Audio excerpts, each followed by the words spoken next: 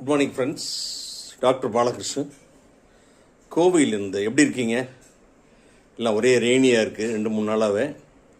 Okay, நம்ம finance சம்மந்தப்பட்ட நிறைய விஷயங்கள் நம்ம டிஸ்கஸ் பண்ணிட்டு வர்றோம். இப்போ ஃபாரின்ல எல்லாம் பார்த்தீங்க அப்படின்னா, யூஎஸ்லாம் பார்த்தீங்கன்னா, ஒரு மனிதனுடைய கடைசி காரியங்கள் லாஸ்ட் ரைட்ஸ்ன்னு சொல்லணும்ல, அதற்கு கூட இன்சூரன்ஸ் பாலிசி இருக்குது. ஒரு இன்சூரன்ஸ் பாலிசியை லாங் டேர்ம்னு எடுத்துக்கிறாங்க.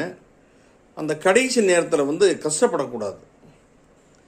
அந்த சென்ட் ஆஃப் இந்த பூமியில் வாழ்ந்ததுக்கு அவருக்கு வரக்கூடிய கூட்டங்களும் அவருக்கு செய்யக்கூடிய அந்த மரியாதையும் தான் அவருக்கு சென்ட் ஆஃப். திருப்பி அவர் இந்த பூமியில் எப்படி பிறக்க போகிறாரு, என்னவாக பிறக்க போகிறாரு நமக்கு யாருக்குமே தெரியாது. எல்லா குடும்பங்களுமே வசதியான குடும்பமாக இருக்க முடியாது. எல்லாமே மிடில் கிளாஸ்ன்னு சொல்ல முடியாது, எல்லாமே பூவர்னு சொல்ல முடியாது. இருந்தாலும் ஃபைனான்சியல் பிளானிங், நிதியை திட்டமிடுதல் இதுவும் ஒரு முக்கியமான பார்ட். நம்ம இந்தியாவில் அந்த மாதிரி கிடையாது. இதை நான் ஏன் சொல்கிறேன் அப்படின்னா, ஒரு நண்பர் ஒருத்தர் சந்திக்க நேர்ந்தது.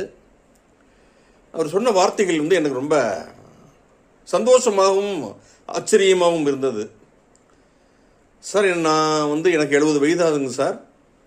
ஹாப்பியாக பேசினார், சந்தோஷமாக பேசினார். நான் யாருமே டிபெண்ட் பண்ணுறதுக்கு விரும்பவில்லை. எனக்கும் என்னுடைய மனைவிக்கும் கடைசி காரியங்களுக்கு கூட பணம் நான் சேர்த்து வைத்திருக்கிறேன். என்னுடைய குழந்தைகள்கிட்ட நான் சொல்லியிருக்கிறேன். அந்த நேரத்தில் யாருக்கும் நான் சிரமம் கொடுக்க விரும்பவில்லை அப்படின்னு அவர் ரொம்ப தெளிவாக சொன்னார்.